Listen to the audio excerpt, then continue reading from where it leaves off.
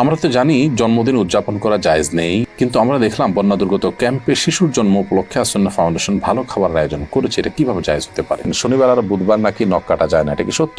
ঘুমানোর জায়গায় নামাজ পড়লে নামাজ হবে কিনা? ভাদ্র মাসে মেয়ে বিয়ে দিলে অমঙ্গল হয় বলে গ্রামাঞ্চলে শোনা যায়, এটা কি সঠিক? আমাদের এলাকায় কিছু মানুষ বলে কবরে মাটি দিলে তিনি 3 মুষ্টি দিতে হবে, এর কম দেওয়া যাবে না, এটা কি ঠিক? 4 রাকাত নামাজ ভুলে 3 রাকাত পড়ে সালাম ফিরিয়ে ফেললে করণীয় কি? কোনো মহিলা অন্তঃসত্ত্বা থাকা অবস্থায় তার কোনো আত্মীয় মারা গেলে তাকে দেখতে দেওয়া হয় না, এতে নাকি মৃত ব্যক্তির কষ্ট হয়। আসলে কি অন্তঃসত্ত্বা অবস্থায় মৃত ব্যক্তিকে দেখার পরে নিষেধাজ্ঞা আছে? জোহরের সুন্নতের 3য় রাকাতে থাকা অবস্থায় জামাত শুরু হয়ে গেলে করণীয় কি? চলুন তাহলে আর বিলম্ব না করে আমরা প্রশ্নোত্তর আলোকিত প্রবেশ করি। আমাতুল্লাহ আফরোজ আপনি লিখেছেন শনিবার আর বুধবার নাকি নখ কাটা যায় না, এটা কি সত্য? নখ কাটার নির্দিষ্ট কোনো দিনক্ষণ নাই যে এই সময় নখ কাটতে হবে বা এই সময় নখ কাটা যাবে না। সারা সপ্তাহের যে কোনো সময় যে কোনো দিন রাতে দিনে আপনি নখ কাটতে পারবেন। শুক্রবার নখ কাটাকে কেউ কেউ মুস্তাহাব বলেছেন, কোনো কোনো সালাফের আমল রয়েছে। এর বাইরে আসলে এটাকে সুন্নাহ বা ওই দিনই কাটতে হবে এমন কোনো বাধ্যবাধকতা নেই, আর নিষেধাজ্ঞা তো কোনো দিনের জন্যই নাই। বিদায় শনিবার বুধবারে নখ কাটা যাবে না মর্মে কথা যদি কেউ বলে থাকেন, সেটি নিছকই কুসংস্কার এবং দলিলবিহীন একটি কথা। এমনি আমজাদ হোসেন আপনি লিখেছেন ঘুমানোর জায়গায় নামাজ পড়লে নামাজ হবে কিনা? যে জায়গাটা আপনি ঘুমিয়ে থাকেন বা শুয়ে থাকেন বা যেটা আপনার শোবার ঘর, শোয়ার জায়গা, সেখানে নামাজ পড়েছেন, যদি পবিত্র হয়, পাক হয়, নামাজ হয়ে যাবে, কোনো অসুবিধা নেই। তবে নামাজের যাতে মনোযোগ থাকে সেরকম জায়গা থাকা উচিত। ধরুন সেখানে ঘুমানোর জায়গা, সেখানে হয়তো কালারফুল নানা বিছানা আছে, সেটা আপনার মনোযোগ নষ্ট হতে পারে। এরকম হলে সেখানে বিছানা বিছিয়ে নেবেন, জানামাজ বিছিয়ে নেবেন বা এমন কিছু বিছিয়ে নেবেন যে আপনার মনোযোগকে নষ্ট না করে। এমডি মুস্তাফিজুর রহমান লিখেছেন তেলাওয়াতের সেজদার বিধান কি? যদি সেজদা না করা হয় তাহলে কি গুনাহ হবে? ভাই মুস্তাফিজুর রহমান, তেলাওয়াতের সেজদা দেওয়া ওয়াজিব। আপনি কোরআন কারীমের সেজদার যে আয়াতগুলোতে সেজদা বিষয়ক নির্দেশনা রয়েছে এবং তার পাশে সেজদা লেখা আছে, এগুলো তেলাওয়াত করলে আপনাকে সেজদা দিতে হবে।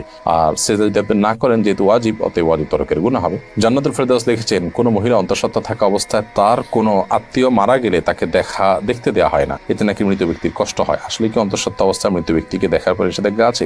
সম্পূর্ণ ভিত্তিহীন এবং কুসংস্কারের জন্য কথা। অন্তঃসত্ত্বা থাকা অবস্থায় অনেকগুলো কুসংস্কারের কথা আমরা জানি। এটা কাটা যায় না, সেটা কাটা যায় না, তারপরে চন্দ্রগ্রহণ হলে বাহির হওয়া যায় না, তারপর এই যে আরেকটা নতুন করে শুনলাম যে কোনো আত্মীয় মারা গেলে তাকে দেখা যায় না। একেবারেই ভিত্তিহীন কথা। আপনি যাদেরকে জীবদ্দশা দেখতে পারতেন, মৃত্যুর পর তাদেরকে দেখতে পারবেন। ধরুন আপনার শ্বশুর মারা গেছে, তো আপনি তাকে দেখতে পারবেন, যার সাথে আপনার দেখা দেওয়া যায় তাকে আপনি দেখতে পারবেন। অন্তঃসত্ত্বা হওয়া বা না হওয়ার কোনো সম্পর্ক এর সাথে বা এর কারণে কোনো পার্থক্য বিধানের ক্ষেত্রে হবে না। এমনি দেলোয়ার হোসেন লিখেছেন আমি গরু পালন করি, অনেক সময় গরুর প্রস্রাবের ছিটা কাপড়ে লাগে, এই কাপড় পরে নামাজ পড়া যাবে কি না? ভাই দেলোয়ার হোসেন, আপনি যে গরু লালন পালন করেন, এই গরু লালন পালন করতে গিয়ে যদি ছিটা পড়ে, সেই ছিটা যদি শুয়ের আগার সমপরিমাণ হয়, এরকম ক্ষুদ্র ক্ষুদ্র ছিটা যদি পড়ে 2-4টা, কোনো অসুবিধা নেই, এটা অসুবিধা হবে না। কিন্তু যদি অনেক বেশি পেশাব লাগে, ছিটা নয় বরং ফোঁটা পড়ে, অনেক ফোঁটা পড়ে, তাহলে সেক্ষেত্রে সেই কাপড় আপনাকে পরিবর্তন করে বা কাপড়ের সেই জায়গাটা ধুয়ে, যেখানে লেগেছে ধুয়ে আপনাকে নামাজ পড়তে হবে। আমাদের এলাকায় কিছু মানুষ বলে কবরে মাটি দিলে তিনি 3 মুষ্টি দিতে হবে,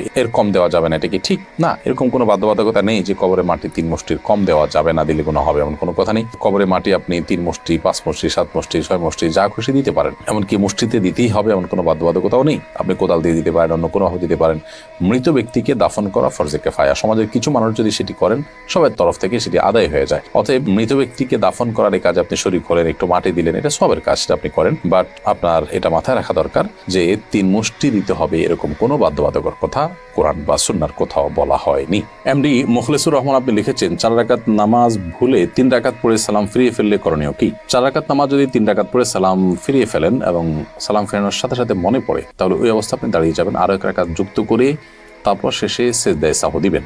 ইনশাআল্লাহ তাতে আপনার সালাত আদায় হয়ে যাবে। যদি সালাম ফেরানোর পর কথাবার্তা বলেছেন, উঠা বসা করেছেন বা সালাত ভঙ্গকারী কোনো কিছু হয়েছে, হাঁটাচলা করেছেন, এরপরে আপনার মনে পড়েছে, তাহলে ওই সালাত পুনরায় আপনাকে আদায় করতে হবে। অর্থাৎ হাঁটাচলা করেছেন, উঠা বসা করেছেন, কথাবার্তা বলেছেন, এরপর আবার 1 রাকাত প্লাস করে সেজদায়ে সাহু দিলে কিন্তু আর হবে না। 4 রাকাত সালাতকে 3 রাকাত আদায় করেছেন, করে সালাম ফেরানোর সাথে সাথে মনে পড়লো বা সালাম ফিরিয়েছেন, কোনো সালাত ভঙ্গকারী আর কোনো কাজ করেননি, মনে পড়েছে, তাহলে তৎক্ষণাৎ তার সাথে আরো 1টি রাকাত যুক্ত করে সেজদায়ে সাহু দিবেন, সালাত হয়ে যাবে ইনশাআল্লাহ তাআলা। এসএইচ মোহাম্মদ আল জাবির আপনি লিখেছেন ভাদ্র মাসে মেয়ে বিয়ে দিলে অমঙ্গল হয় বলে গ্রামাঞ্চলে শোনা যায়, এটা কি সঠিক? না, এরকম কোনো কথা নেই। বিয়ের ব্যাপারে এমন কোনো সময় বা এমন কোনো কাল নেই যে সময় কালে বিবাহ হলে কোনো প্রকার ক্ষতি হতে পারে বা উপকার হতে পারে। বিবাহ সব সময় করা যায় এমন একটি বিষয়। শুধুমাত্র হজের এহরামরত অবস্থায় বিবাহ বন্ধনে আবদ্ধ হওয়া নিয়ে উলামায়ে কেরামের ভিন্ন মত আছে, একদল ওলামা ইকরাম জায়েজ বলেন, অন্য দল ওলামা ইকরাম না জায়েজ। এরকম ভিডিও আরও পেতে চাইলে চ্যানেলটি সাবস্ক্রাইব করুন এবং পাশে থাকুন।